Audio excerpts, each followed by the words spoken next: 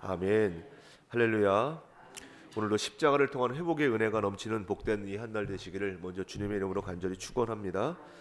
오늘 말씀의 제목은 예수님이 오신 이유, 예수님이 오신 이유입니다.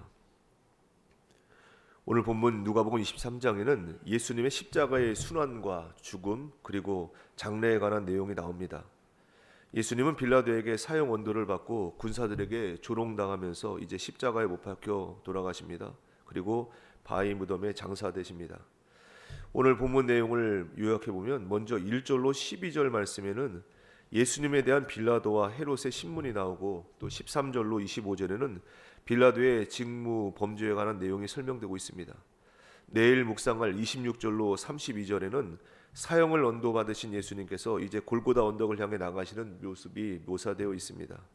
33절로 43절에는 십자가에 못 박혀 고난당하시는 장면이 나오고 마지막으로 44절로 56절에는 예수님의 죽음과 장례에 관한 내용이 소개되고 있는 것을 봅니다. 예수님의 고난과 죽음에 관한 내용은 모든 복음서에 공통적으로 상술되어 있습니다. 하지만 누가에 기록된 이 누가복음은 의사라고 하는 그의 직업적인 특성이 충분히 반영되어 있어서 어찌 보면 가장 생생하고 구체적인 표현이 나오는 것을 보게 됩니다. 아울러 이방인 총독 빌라도가 예수님의 무죄를 확신, 그를 석방하려 했다는 사실을 강조함으로써 이 누가복음의 수신자들인 이방인들로 하여금 예수님의 십자가 처형이 유대인들의 완악함과 저들의 배척에 의한 저질러진 비극이라고 하는 것을 일깨워주고 있는 것입니다. 또한 그들이 유대인들과 같은 잘못을 범하지 말고 예수님을 영접하고 복을 누리도록 은연중에 촉구하고 있는 모습을 보게 됩니다. 오늘 본문을 통해서 우리에게 주신 영적 교훈이 무엇인지 은혜를 나누고 기도의 제목을 삼고자 합니다. 첫째, 예수님은 우리 마음밭을 기경하기 위해 오셨습니다. 예수님은 우리 마음밭을 기경하시기 위해 오셨습니다. 오늘 본문 13절 이하의 말씀 보시면 유대 총독으로 있었던 빌라도의 이야기가 나옵니다.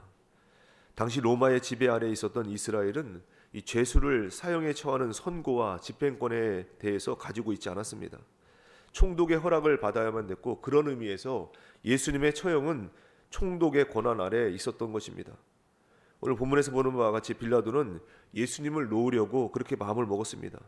그 이유는 예수님을 편들기 위해서가 아니라 자기가 판단해봐도 그렇고 양심적으로도 예수님이 죄인이 아니라고 하는 생각을 했기 때문입니다. 그러나 결국 이 백성들의 소동하는 것을 두려워하여 물러나게 됩니다. 이 일에 대한 책임은 당시 유대인들에게만 있는 것이 아니라 빌라도 자신에게도 있는 것입니다. 그가 이 결정권과 처형에 관한 권고를 쥐고 있었기 때문입니다. 우리가 관심을 가져야 되는 것은 이 빌라도의 타협함이라든지 책임 회피가 아니라 자기가 가졌던 판단과 상식과 양심의 가책, 이런 것들을 밀고 나갈 힘이 그에게 없었다는 것을 확인해야 되는 것, 이것이 우리가 관심 가져야 되는 내용입니다. 빌라도는 지금 무엇이 옳은지 판단할 수 있었습니다. 하지만 그것을 이뤄내지 못했다는 것입니다. 이 일은 우리에게 마태복음 13장에 나오는 씨 뿌리는 비유를 연상시킵니다. 씨 뿌리는 비유에서 네 가지 밭이 등장합니다. 길가와 돌짝밭과 가시떨기와 그리고 옥토가 나옵니다. 길가에 뿌리운 것은 밭이 아니기 때문에 짐승이나 새가 와서 다 먹어버렸습니다. 아마도 가룟 유다가 이 비유에 적합한 인물일 것입니다. 돌짝에 뿌리운 것은 뿌리가 없습니다. 잠시 견디다가 이겨내질 못했다는 얘기입니다. 베드로가 여기에 해당될 수 있습니다. 가시떨기는 가시떨기 기운이 막혀서 결실하지 못했습니다. 빌라도가 여기에 적합해 보입니다. 이것은 셋 다 씨에 대한 문제가 있지 않고 뿌려진 씨앗이 결실하도록 뿌리를 내리지 못하는 것에 대한, 그러니까 밭에 문제가 있다라고 하는 것을 상기시키는 내용입니다. 그러면 누구는 어떻게 옥토가 되느냐라고 하는 것을 우리가 생각해 봐야 합니다. 우리가 길가나 돌짝밭이나 가시떨기를 선택하는 것이 아니라 우리는 그렇게 태어났다는 얘기입니다. 죄인으로 태어났습니다. 우리에게 아무리 말씀이 오고 아름다운 것이 온다 할지라도, 옳은 것이 와도 우리는 그것을 감당할 수가 없는 죄인이었다는 얘기입니다. 우리는 결실할 수가 없었습니다. 우리가 그것을 수용하고 그것을 결실할 수 있는 우리의 마음밭이 바뀌어야 된다라고 하는 것이 예수님이 오신 이유가 되는 것입니다. 우리 마음밭을 바꾸기 위해서 예수님은 오셨고 십자가를 지신 것입니다. 여기에 바로 십자가의 사건이 필요한 것입니다. 예수 그리스도께서 십자가를 지심으로 하신 일은 우리에게 허락된 생명이 결실되기 위해서 우리 마음밭을 바꿔 놓으셨던 것을 지적하고 있는 것입니다. 이런 일은 성경 전체에 나오는 내용과 동일합니다. 시편 51편 보시면 그 부제가 다윗이 밧세바와 동침한 후 선지자 나단이 저에게 온 때에 그렇게 적혀 있습니다. 우리아의 아내 밧세바를 범한 사건 이후에 나단 선지자가 와서 그의 죄를 지적합니다. 그리고 회개하고 지은 시가 시편 51편입니다. 그가 무엇을 회개했습니까? 언제나 저는 죄밖에 지을 수밖에 없습니다라고 하는 것을 그가 회개한 내용입니다. 내 앞에 선택의 여지가 없습니다. 저는 죄만 지을 수밖에 없습니다. 죄라고 하는 원소만으로 저는 만들어진 존재입니다. 저는 죄인입니다.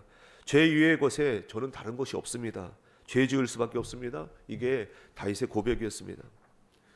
우리는 기억해야 합니다. 우리는 절대 옥토가 될 수 없다는 얘기입니다. 우리가 내놓을 수밖에 없는 것은 돌짝밭이나 가시떨기밖에는 없다는 얘기입니다. 그래서 그것 가지고는 하나님을 만날 수가 없고 하나님께서 우리를 받을 수가 없다는 얘기입니다. 옥토가 아니기 때문입니다. 그렇기 때문에 거룩한 것, 하나님께서 원하시는 것을 만들어내려면 우리는 옥토로 변화가 되어야 되는데, 옥토로 변화되기 위해서 우리 스스로 할 수 없으니 그것을 위해서 예수님께서 우리를 위해서 오셨다는 얘기입니다. 예수님은 하나님께서 받으실 만한 제사를 드릴 수 있도록 결실할 수 있는 우리 마음밭을 바꿔놓으시기 위해서 예수님 오셨고, 이것이 바로 십자가 사건이라는 얘기입니다. 에베소서 2장 16절입니다. 또 십자가로 이 둘을 한 몸으로 하나님과 화목하게 하려 하심이라. 원수된 것을 십자가로 소멸하시고, 원수되었던 우리 십자가로 소멸하셔서 우리는 이제 원수가 아니라 하나님의 자녀된 권세를 가지고 살아간다고 하는 것, 이것이 바로 은혜요, 십자가라는 것을 기억하시면서 오늘도 그 은혜의 삶을, 하나님 만들으신 거룩한 옥토의 삶을 살아내는 우리의 모습이 되기를 간절히 원합니다. 둘째, 십자가를 통해 하나님에 대해 감각이 살아났습니다. 십자가를 통해 하나님에 대한 감각이 살아났습니다. 예수 그리스도의 십자가 사건은 돌짝밭과 길가와 가시떨기, 이런 것들을 온전한 밭으로 바꿔놓으셔서 결국 의와 진리와 생명과 거룩으로 완성시키기 위한 하나님의 은혜인 것이 바로 십자가입니다. 예수 그리스도의 십자가 사역을 설명한 부분이 예레미야 31장에 나오는데, 거기에 새 언약이라는 표현이 나오게 됩니다. 새 언약이라고 하는 것은 옛 언약이 있다는 것을 시사합니다.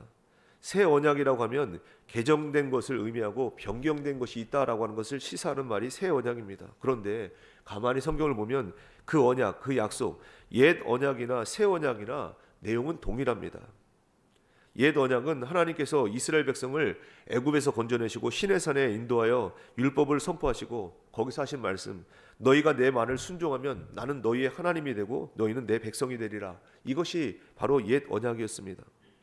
그런데 새 언약도 내용이 동일합니다. 하나님께서 하나님의 백성으로 우리를 삼으시고 우리 하나님이 되어주신다라고 하는 약속, 내용 면에서는 동일합니다. 그럼 뭐가 다른가라고 하는 것입니다. 새 언약과 옛 언약, 이것을 약속된 내용을 이루는 방법에서 다르다라고 하는 것입니다. 내용은 동일하지만 그 언약을 이루시는 방법이 다르다는 얘기입니다. 다른 말로 하면 우리 속을 바꿔 놓으시겠다라고 하는 것이 바로 새 언약의 방법입니다. 씨 뿌리는 비유에서 돌짝밭 혹은 가시떨기에 씨를 계속해서 뿌려라, 아니면 물을 계속해서 주어라가 아니라 돌짝밭을, 가시떨기를 내가 옥토로 만들어 놓겠다라고 하는 것, 이것이 바로 방법론적인 것에서 다르다는 얘기입니다. 그래서 이 씨가 뿌리를 내리고 자라도록 결실하게 만들겠다, 이것이 바로 새 언약이고 새 약속이라는 얘기입니다. 우리 속에 하나님을 향한 감각과 호의와 소원을 두도록 우리 마음밭을 갈아 놓으신 것입니다. 이것이 바로 십자가의 가장 큰 의미가 되는 것입니다. 마태복음 5장에 나오는 이 팔복이 바로 복인 이유가 여기 있는 것입니다. 팔복에 기록된 8가지 내용, 마음밭을 바꿔 놓았기 때문에 가능해진 것입니다. 하나님을 소원하게 되었고, 이제 우리는 하나님 바라보게 되었고, 이제 옥토가 되도록 조건으로 삼기 위해서 그렇게 하신 것입니다. 심령이 가난한 것이 왜 복입니까? 하나님의 존전에 서 있는 자신을 감각하기 때문에 심령이 가난한 것이 복이 되는 것입니다. 감각한다라고 하는 것은 생명의 씨앗이 우리 마음밭에 뿌리를 내리고 발아하도록 만드는 것입니다. 뿌리를 내리고 발아한다는 것은 그 생명의 씨앗이, 그 내용이 우리에게 감각되어서 이제 우리는 드디어 길가도 아니고 돌짝밭도 아니고 가시떨기도 아닌 것을 전대로 하기 때문에 그것이 바로 은혜가 되는 것입니다. 그래서 심령이 가난하다고 하는 것은 의식하는 것이고 그것이 바로 복된 이유가 여기 있는 것입니다. 애통하는 것도 온유한 것도 긍휼히 여기는 것도 마음이 청결한 것도 화평케 하는 것도 다 그와 같이 똑같은 얘기입니다. 이제 우리 안에 뿌리를 내리고 발화하고 꽃이 피우고 결실할 수 있도록 그렇게 하나님께서 우리에게 허락하신 것, 그 은혜가 바로 팔복에도 나오는 것입니다. 이것은 예수 믿지 않는 자, 십자가의 효력이 적용되지 않는 자에게는 절대로 있을 수 없는 일입니다. 도덕적인 차원에서 복이 아니라 영적인 차원에서 십자가의 구원의 은혜를 얻는 자에게 관한 내용인 것을 우리는 기억해야 합니다. 이것이 바로 십자가를 통과해서만 나올 수 있는 현상이고 감각이 되는 것입니다. 우리는 이미 십자가를 통과한 자입니다. 그런 의미에서 오늘 우리에게 하나님께서 무엇을 결실하게 하셨는지에 대한 감각을 깨우치시고 그 감각 안에서 승리하는 복된 삶 되기를 간절히 원합니다. 고린도전서 1장 18절입니다. 십자가의 도가 멸망하는 자들에게는 미련한 것이요 구원을 받는 우리에게는 하나님의 능력이라. 십자가가 능력입니다. 오늘도 그 능력을 수여하고 승리할 수 있기를 간절히 원합니다. 끝으로 성도의 책임은 하나님 앞에 바로 서는 것입니다. 성도의 책임은 하나님 앞에 바로 서는 것입니다. 예수 그리스도의 십자가로 말미암아 우리는 의에 줄이고 목마르게 되었습니다. 의를 위해서 핍박을 받습니다. 더 이상 세상의 것으로 욕구를 충족할 수 없는 것을 우리가 깨닫게 됩니다. 그것으로 인해서 우리는 기쁨을 얻을 수가 있는 것입니다. 세상의 기쁨이 아니라 영적인 기쁨을 누리면서 살아갈 수 있다는 얘기입니다. 이것이 바로 예수 그리스도 십자가의 은혜로 말미암아 변화된 우리의 모습이 되는 것입니다.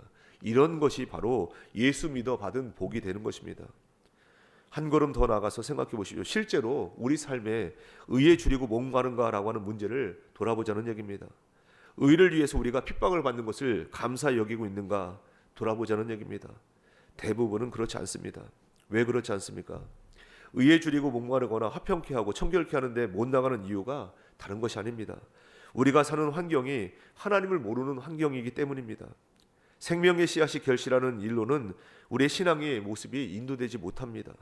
그래서 우리는 세상 사람들과 비교하거나 혹은 잘못된 신앙을 가진 사람과 비교하면서 그저 나는 이만큼 하면 됐다라고 그렇게 만족하는 경우가 많다는 얘기입니다. 그래서 더 깊은 신앙생활로 나가지 못하는 이유가 거기 있는 것입니다.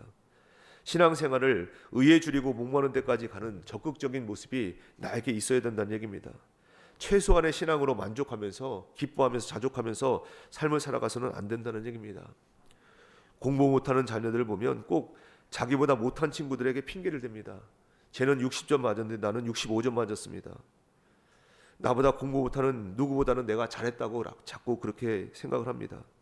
그러나 공부 잘하는 사람들은 보면 자기보다 공부 잘하는 자들과 비교를 합니다. 예수 믿는 사람들에게 매일 기도하고 성경 말씀을 읽어라 이렇게 얘기하는 것은 하나님 앞에 자신을 점검하고 말씀을 기준으로 삼아라라고 하는 뜻입니다. 그런데 우리는 대부분 성경을 읽고 기도한 것, 그런 신앙 행위로서 그치고 마는 것, 그것으로 복이 아니라는 얘기입니다. 성경을 읽고 기도함으로써 우리는 하나님 앞에 바로 서 있는가를 점검해 볼 수 있어야 된다는 얘기입니다. 내 삶이 지금 하나님 앞에 바로 가고 있는지를 점검해 보자는 얘기입니다. 자신을 하나님 앞에 늘 점검할 수 있는 것, 이것이 우리 신앙생활이고 우리의 복이고 우리의 특권이 우리의 책임이 될 수 있다는 얘기입니다. 그렇게 살아갈 때 우리는 100배, 60배, 30배 결실할 수가 있게 되는 것입니다.